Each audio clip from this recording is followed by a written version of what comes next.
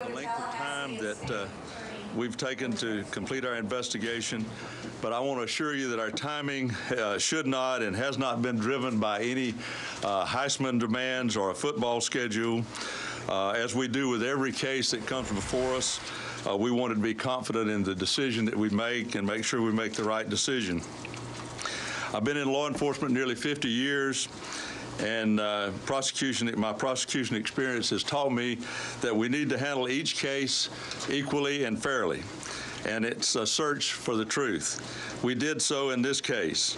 Our city has two universities, major universities here, and we've dealt with athletes on prior occasions and made decisions at some time to prosecute them if the facts merited it. We've carefully examined all the evidence in this case and have concluded that no charges will be filed against anyone in this case. A public record of our investigation will be made available to anyone who wants it, and you'll be able to see the evidence that should lead you to us making the decision that we have made. I do want to commend Jason Newland here in the blue shirt. Jason was our investigator who has worked tirelessly for the last 13 working days to get us to this position we're in today, and I do want to commend him. This is Georgia Kappelman. She's our chief assistant. She's worked hand in hand in the case, and so I want to commend her for the job she's done and all of the law enforcement work that has been done in the case to arrive at this decision. So at this point, I'll be happy to attempt to answer any questions that you may have. Mr. Meggs, can you say if this is this a vindication for Jameis Winston, or is this just not enough information to file the charges? I will let you all determine that when you review the facts. When you looked at the search warrant, it was clear that there was some accusation that there was a third person in the room. Can you explain how that third person was involved, and were there any other people questioned as possibly responsible for? Start the first of your question again. Okay, the search warrant indicated that there was a third person in the room. There were several people in the room when this event occurred. Okay, and did you question? They've all been questioned, and that's detailed in the reports that you'll be able to look at. And how did you arrive at your conclusion that Jameis Winston should not be charged? Was there not enough information, or was it conflicting stories? We have a duty as prosecutors to only file those charges if we have a reasonable likelihood of a conviction. After reviewing all of the evidence in the case, we did not feel that we could meet that burden, and therefore we do not file a charge if we do not feel like we have sufficient evidence to make the charge. Mr. Meggs, people are bound to say that athletes receive preferable treatment here in Tallahassee. Can you respond to any of those allegations? Well, I don't think they do, and we try to treat everyone the same, and I think we have a record of doing that over the last 29 years that I've been state attorney. We prosecute the cases that we have evidence on, and we'll continue to do that. How would you describe the Tallahassee Police Department's handling of this case? We've worked very closely with the police department. Obviously, it would have been somewhat better if we had all gotten involved a little earlier, but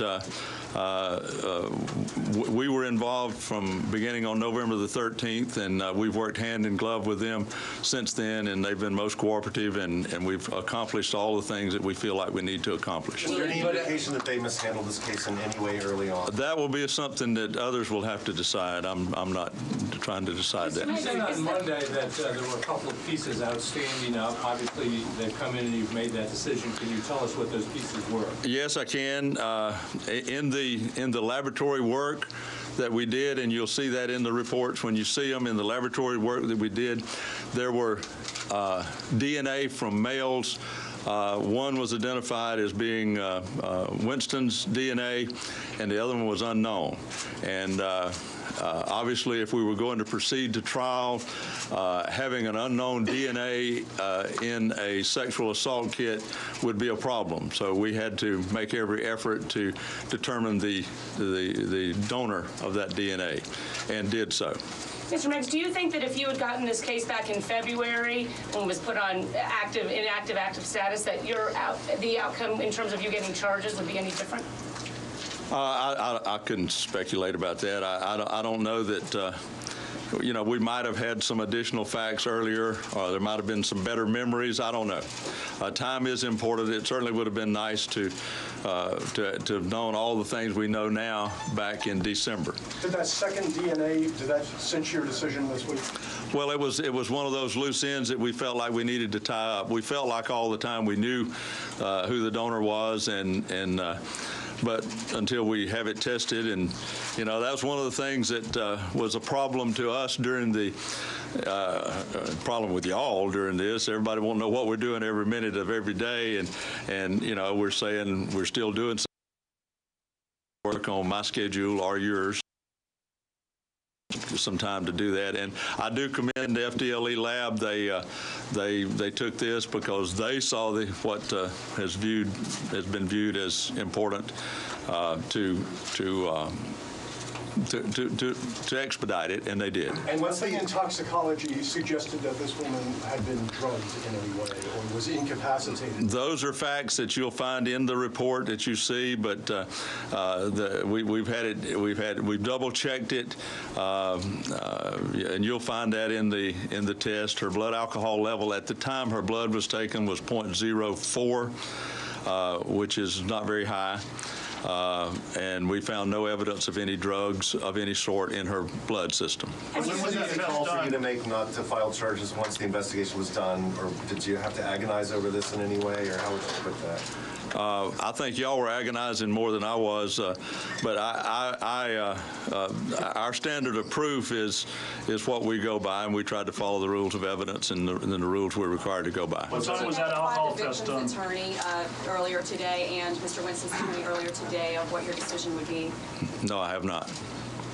Not the ones who haven't communicated with the complainant's family or attorney? Yes, I have. Can you describe whether you think there was a struggle based on the rape kit results?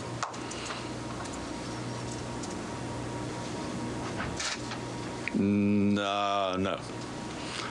Could you tell us what the results of the subpoenas were, at least the one subpoena for the cell phone records, and what they produced? You will have all of that. It would be quite exhaustive for me to try to tell you, and honestly, I don't know all of it. I've looked at it, but the copies of all of that will be available to you. And did you ever consider potentially charging the alleged victim with filing a false report? We did not consider such thing. And because there was more than one DNA evidence in the rape kit, were you able to, can you conclude that there was perhaps sex with more than one male?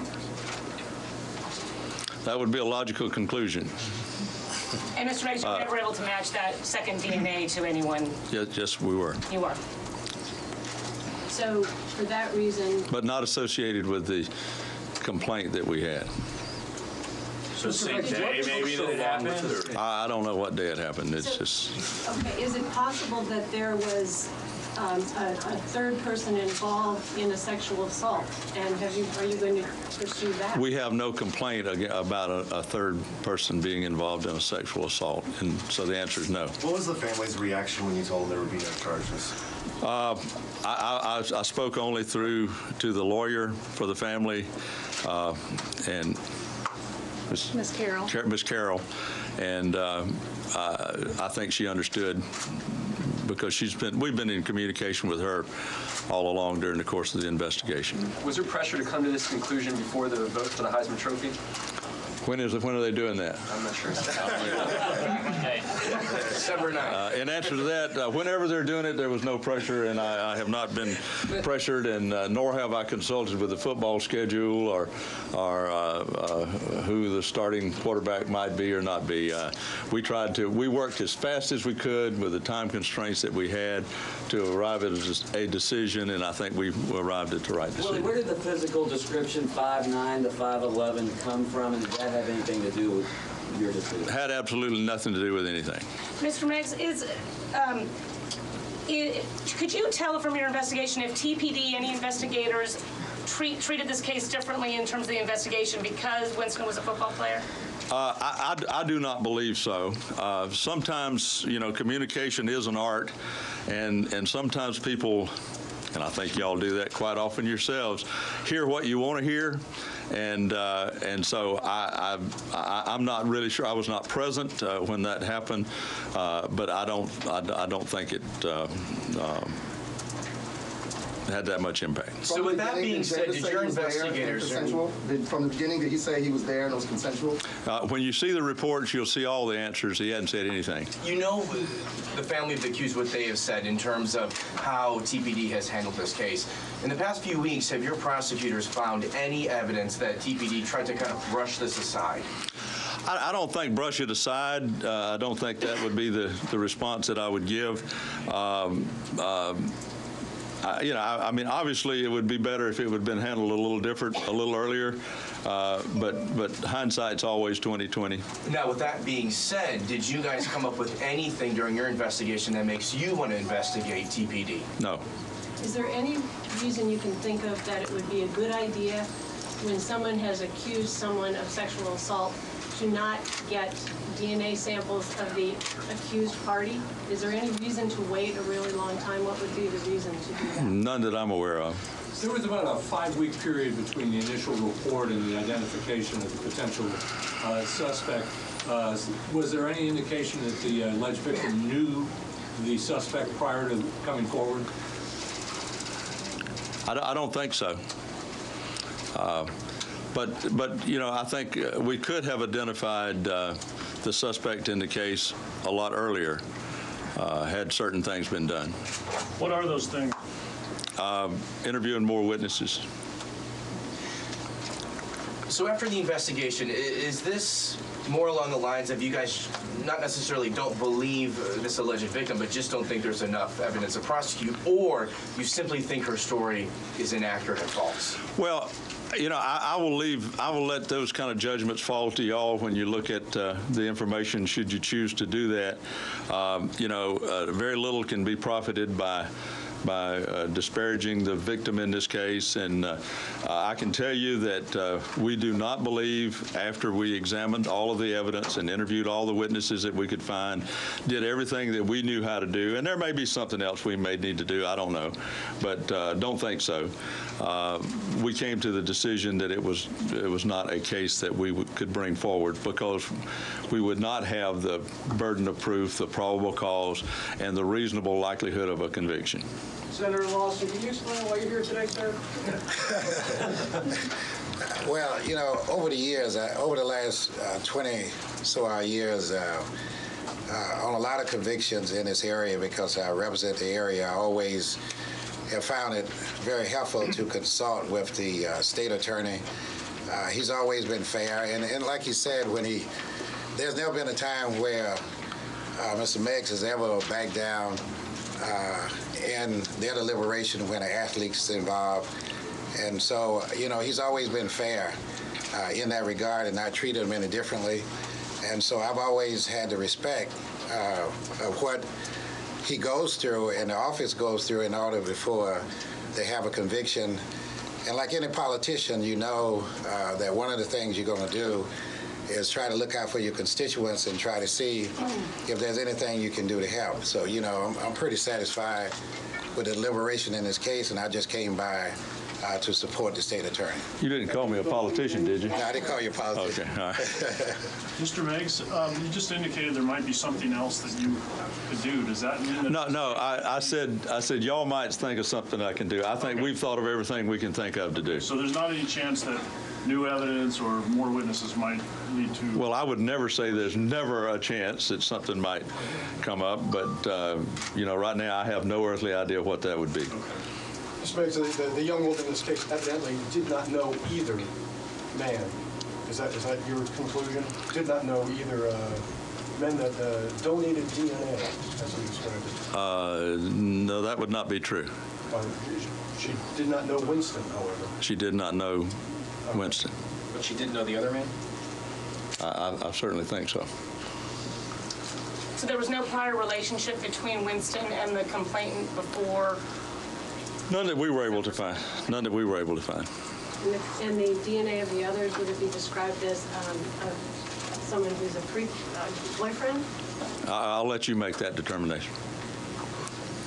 So the scenario you're describing is that perhaps she was engaged in sexual intercourse with someone and then Mr. Winston walked in the room? No. Our